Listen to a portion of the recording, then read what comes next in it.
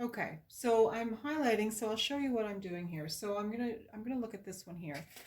When we highlight, we want to take a two-dimensional object and make it three-dimensional. So we add some lighter tones, and I'm not going to cover completely what I've already got because that will form our darker tones, which helps to make it feel like it's got form. So again, we've got our three or four colors here. So we've got the yellow that's got white in it. I'm going to grab some of my burnt sienna again, but I'm also going to put just plain white on my brush. And I've got a lot of things happening here, but we'll see how this goes. So I'm not going to cover completely what I've already done. Kind of going in the middle of these marks, and I want to make this one a little bit bigger. And I might come back and make changes even more. Now with the second coat, as you can see, I was able to do 3 petals there without adding to my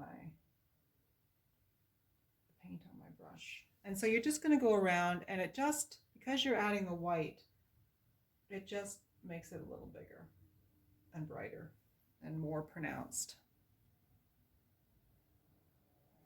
You just go around, and I like the fact that I've got petals that I can see in behind. You might do a few funky extra little bits with your petals as you're going around. There's no right or wrong, just make it interesting. I did a little bit of a squiggle there. Van Gogh squiggle. Another squiggle.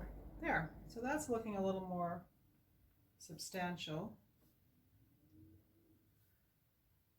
They're not going to come as close together as that other painting, but we're just going to have to live with that. So we just keep going around and doing that and playing with color. So I'm going to go in between these. And it just really makes it start to take shape. Each time I go over my petals, I'm making them a little bigger as well. And that's another trick I taught you in Marblehead Lighthouse. And now I've picked up a little bit of green. I'm gonna wash my brush. Start your images smaller than what you ideally want, because then you can make them bigger. You can't make them smaller, because then as soon as the paint dries, we can't take it off. So there, I added a little swiggle there. So you see how you can start to shape things.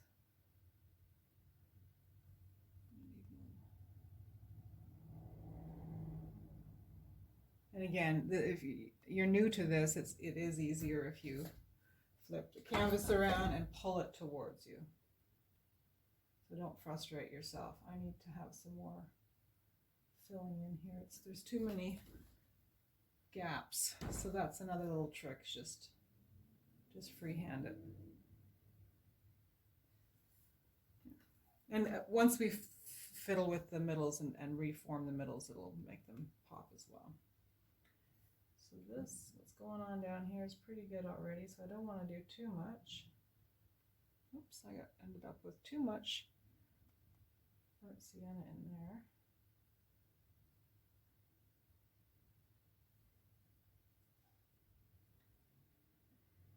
There, that looks good. I'm going to give my brush a wash because I found that when I was moving along the canvas, it was scraping. So that's a real good sign that you need to wash your brush. It should move freely across the canvas. So let's tackle this one.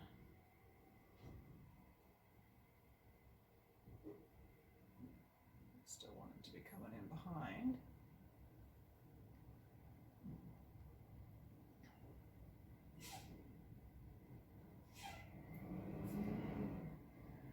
I want this all a bit bigger. There.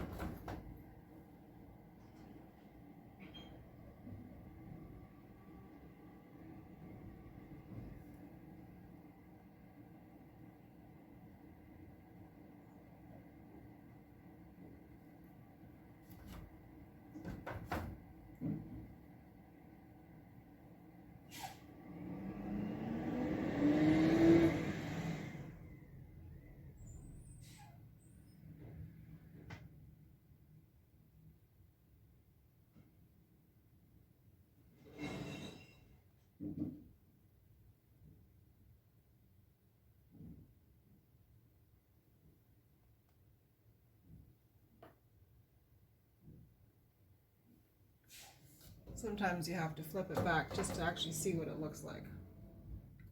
So that's coming.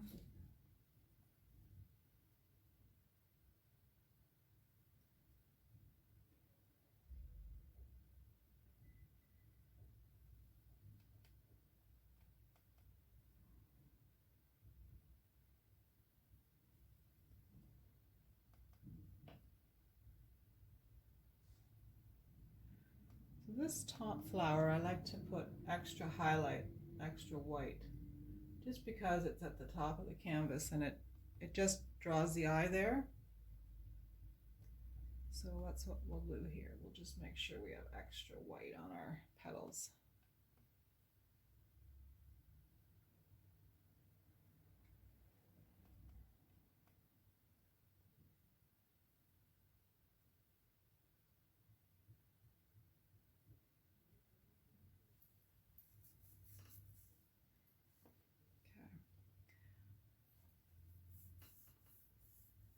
So then I've got my brush still wet with some of my yellows. I'm just going to go right into my burnt sienna, not with a lot, but just on the end. And I'm just going to pull through some of this color randomly through some of these petals. Go back and get some more. It's ideal to do this when the yellow is still wet so that it doesn't form a solid color on top. It kind of mixes in with the yellow underneath. Oh, looks like I need another petal or two here.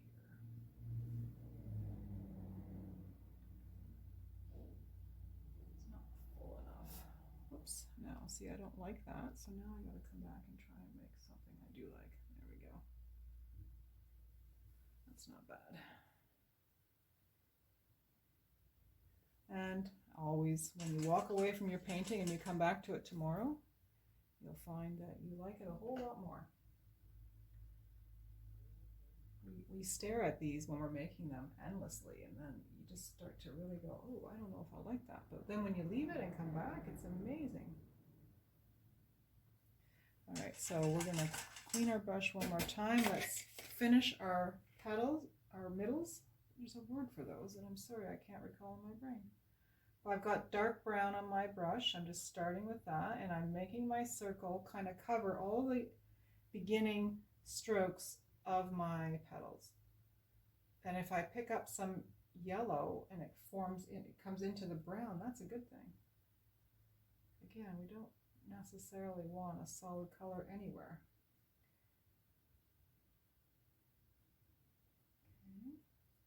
Any areas that are whoopses, we can go back and touch up. So then I'm going to just go right into my orange, and I might need to add orange a few times. Circle it around. It's very random. The color you choose may not be orange. You might like something else, but just create a difference in the middle of the flower. Okay, so when we come back, give your brush a good wash. We'll come back and we'll finish up touching up our stems and our leaves.